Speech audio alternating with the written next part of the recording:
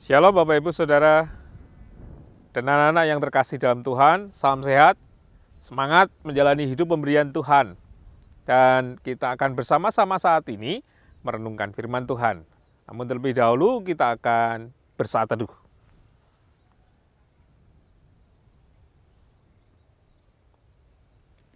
Bapak Ibu, saya sedang di area persawahan melon.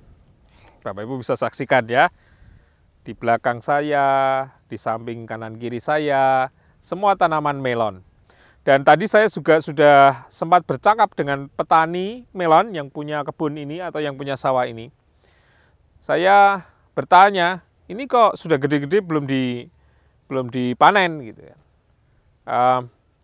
Dia bilang, ini kalau nggak diobat untuk bisa mateng serempak, ya nggak akan matang. Kalau menunggu maksimal matangnya secara alami, dia tidak akan bisa bersama-sama matangnya, ya, tidak bersamaan matangnya, dan itu akan merugikan. Padahal tanaman ini kan tanaman penuh obat gitu ya, supaya tumbuh dengan baik. Dan tadi disampaikan juga oleh petani ini bahwa di situasi sekarang ini susah, mau dijual harganya murah, sepi pembeli, dan seterusnya. Tetapi Bapak Ibu Saudara yang terkasih di dalam Tuhan, yang saya merasa sukacita karena apa? Karena petani ini bertahan, petani ini punya pengharapan di dalam menjalani pemberian Tuhan melalui tanaman, melalui apapun yang ia bisa. Nah, berkaitan dengan hal itu, firman Tuhan juga mengingatkan kepada kita semua bagaimana seharusnya kita sebagai orang percaya di tengah situasi yang kita hadapi sekarang ini. Dalam 2 Korintus pasalnya yang ke-8 ayat yang kedua dikatakan, selagi dicobai dengan berat dalam pelbagai penderitaan, sukacita mereka meluap, dan meskipun mereka sangat miskin, namun mereka kaya dalam kemurahan. Nah, saudara, ini adalah ayat yang mengingatkan kita di tengah penderitaan, di tengah situasi yang sulit seperti yang dikatakan oleh petani tadi, tetapi ia terus berusaha, berupaya agar tanaman ini terawat dengan baik, tanaman ini bisa menghasilkan yang seperti angan-angannya, ya, menghasilkan dengan baik, maksimal.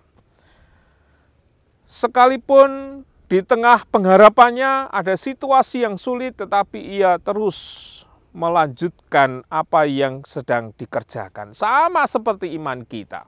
Iman kita juga harus demikian. Di tengah penderitaan itu, kita tidak hanya berjalan, kita tidak hanya bertahan, tetapi kita juga harus menunjukkan ciri khas kita sebagai umat kepunyaan Tuhan. Apa? Selain kasih, rasa syukur itu harus selalu diwujudkan. Dan rasa syukur itu biasanya dengan sukacita. Perasaan penuh syukur itu berkaitan dengan sukacita. Maka seperti firman Tuhan dikatakan, sukacita mereka meluap dan meskipun mereka sangat miskin, namun mereka kaya dalam kemurahan. Kenapa mereka bisa seperti itu? Sebab seperti yang disebutkan dalam ayat ini, kalau Bapak Ibu nanti baca seluruhnya, dasarnya adalah iman kepada Tuhan Yesus Kristus yang telah memberikan anugerah kepada mereka. Anugerah yang diberikan Tuhan itu, yang membuat mereka mampu menjawab segala tantangan, tidak hanya bertahan, tetapi juga meluapkan cinta kasih Tuhan dalam hidup.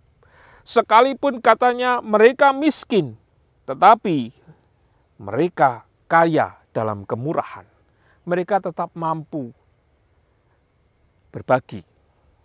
Mereka tetap mampu memberi kepada orang lain. Hati berbagi, memberi, apapun wujudnya, itu yang harus kita punyai dalam kehidupan kita hari-hari ini. Sekalipun kita menderita, sekalipun kita merasakan beban hidup yang luar biasa, tetapi itulah ciri khas kehidupan orang Kristen. Harus penuh dengan kasih, mau tetap bersyukur, bersuka cita, dan berbagi kepada siapapun. Kiranya kita dimampukan untuk melakukan hal itu, dan Tuhan memberkati kita semua. Amin.